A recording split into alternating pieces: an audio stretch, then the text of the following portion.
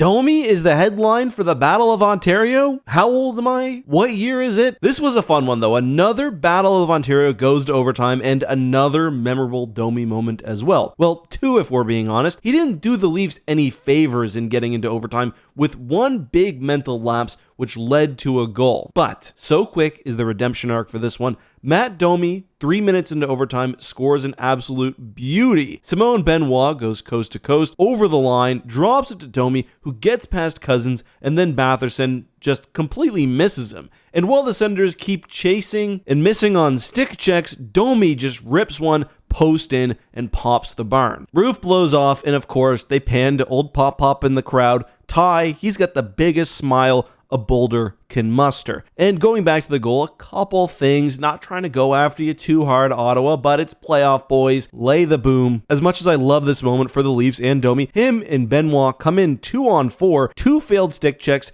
2-0, and Domi makes them pay. This whole time, Max's eyes are on the puck, reaching out, making himself vulnerable. Make him pay. You don't gotta blow him up in overtime or take advantage of him, but he's not Zdeno Chara. Move him off the puck. Anyway, besides this OT game winner, to be honest, Ottawa played a lot better than in game 1. Back to themselves, and their fight back from being down 2-0 in the first, especially only after a few shots, was quite valiant. And I'll be honest, I really didn't think heading into OT, the Leafs were going to take it until Max proved me wrong. Couple of the things I want to highlight here, though. Nylander on this first goal, so nice. He's playing in the middle of the ice, looking for the pass, sees JT under pressure, hops up, takes the pass, finds Morgan Riley back post. What a goal. The Maple Leafs keep getting contributions from their D-men. If that continues, they could have a good playoffs. Speaking of must-have for the playoffs, their power play has also been great. This one was a bit fluky. JT's looking for Nyes. It goes off Allmark. Doesn't matter. They're all worth the same. The Leafs, however, are not getting fully off the hook because Oliver Ekman-Larsson on this tying goal, just way too cute for 5 minutes left in the third.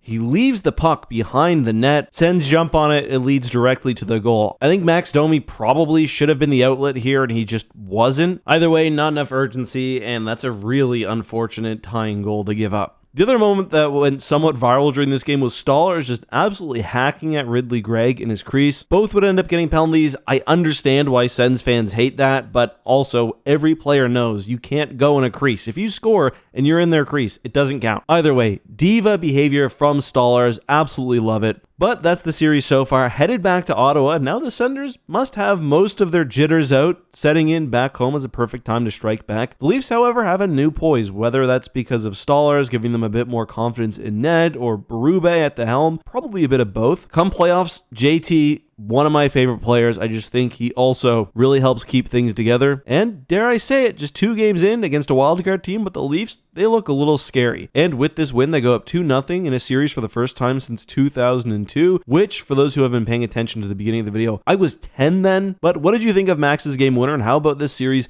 headed back to the country's capital? Do the Sens have a chance? Let us know below.